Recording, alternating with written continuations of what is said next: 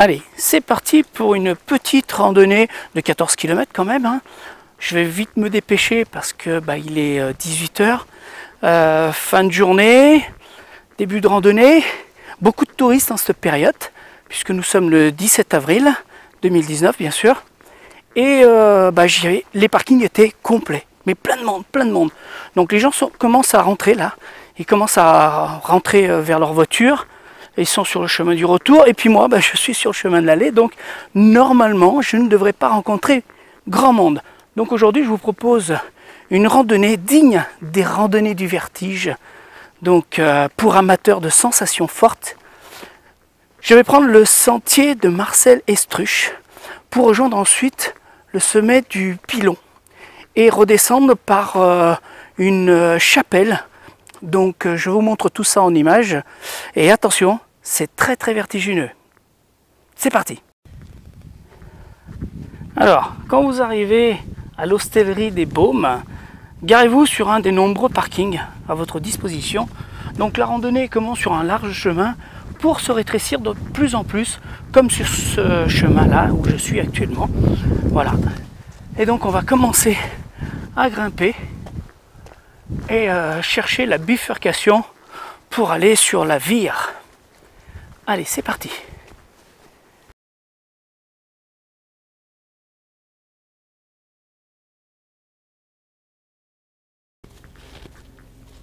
Alors, le balisage jaune vous emmènera le long d'un sentier. Donc ce sentier est appelé le sentier merveilleux. Donc c'est un petit peu boueux aujourd'hui, parce que je pense qu'il y a dû y avoir un très gros orage hier.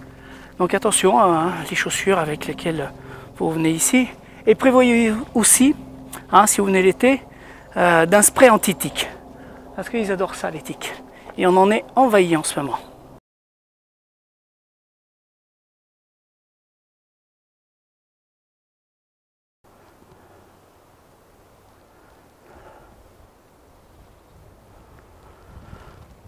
Ici, un vieux hêtre qui annonce le départ du sentier de Marcel Estruche. Allez, c'est parti. Et bien voilà, c'est ici que nous quittons le sentier principal, le GR. Et maintenant, nous allons partir à travers la falaise, complètement hors sentier. Donc il faut faire très attention, puisque ça peut être très glissant. Il y a de l'escalade à faire. C'est côté 3D, donc il faut être très habile. Je dirais même qu'il faut être habitué au Via Ferrata pour pouvoir partir à l'aventure.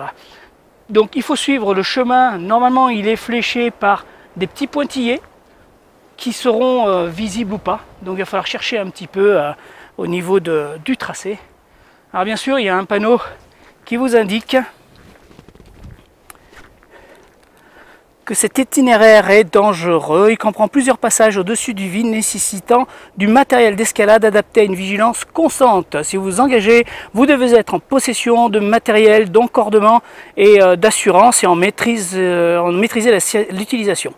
Voilà, chacun de vous est seul responsable de sa propre sécurité. Voilà, merci beaucoup à la mairie, à la commune de Plan d'Aube Sainte-Baume. Donc voici les petits pointillés que l'on va suivre tout au long du chemin. Ils commencent à s'effacer, alors j'espère qu'ils vont être visibles.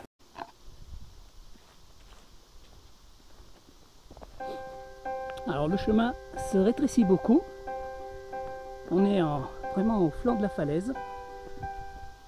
Là, il s'agit de ne pas glisser.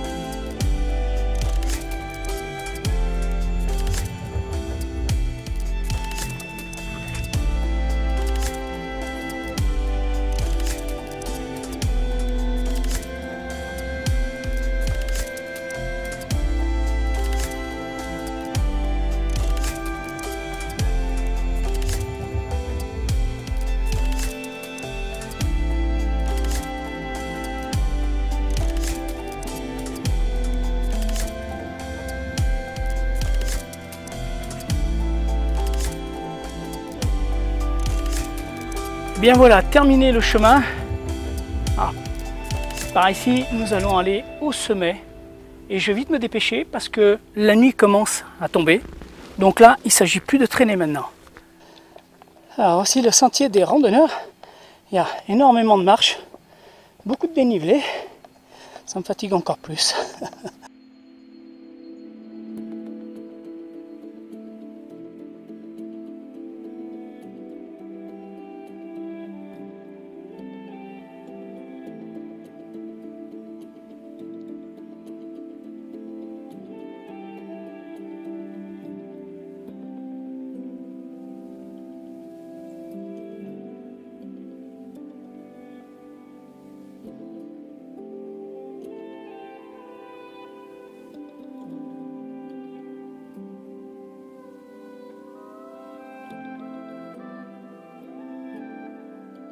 Voilà, je suis arrivé au sommet du Saint-Pilon.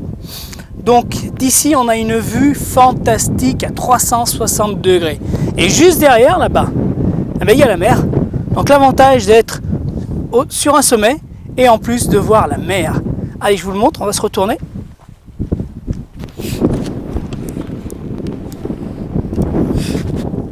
Alors c'est assez couvert, mais là-bas, c'est la Ciotat. Tout autour,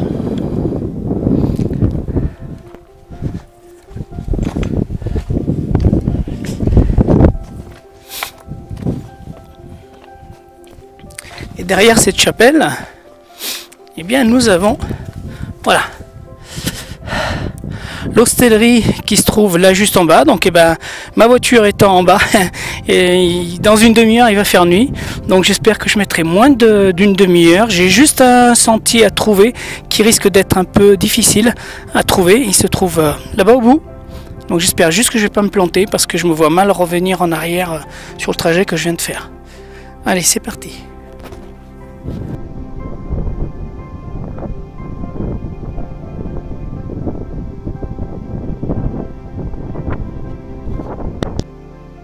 Incroyable, une église accrochée là-haut sur le flanc de la montagne. Il s'agit de la grotte de Sainte-Marie-Madeleine. Allez, on va monter jusque là-haut.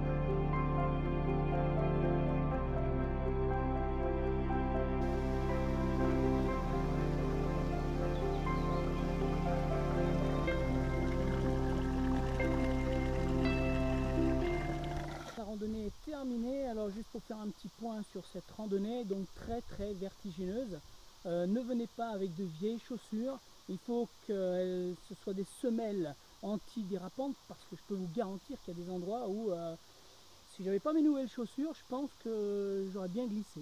Voilà. Une randonnée très vertigineuse, donc forcément il ne faut pas avoir le vertige pour venir ici. Sinon vous avez le parcours normal de Monsieur Tout le Monde, qui est pas mal aussi, hein, qui est assez, il y a un dénivelé assez important, quoique arrivé là-haut on n'est qu'à 953 mètres d'altitude et pourtant on a l'impression d'être en haute montagne. C'est formidable, c'est assez surprenant ce décor. Avec cette vue sur la mer, là, arrivé là-haut. Donc la chapelle qui était là-haut, c'est la chapelle de Saint-Pilon, le même nom que le sommet. Voilà. Donc je vous dis à très bientôt pour une autre randonnée.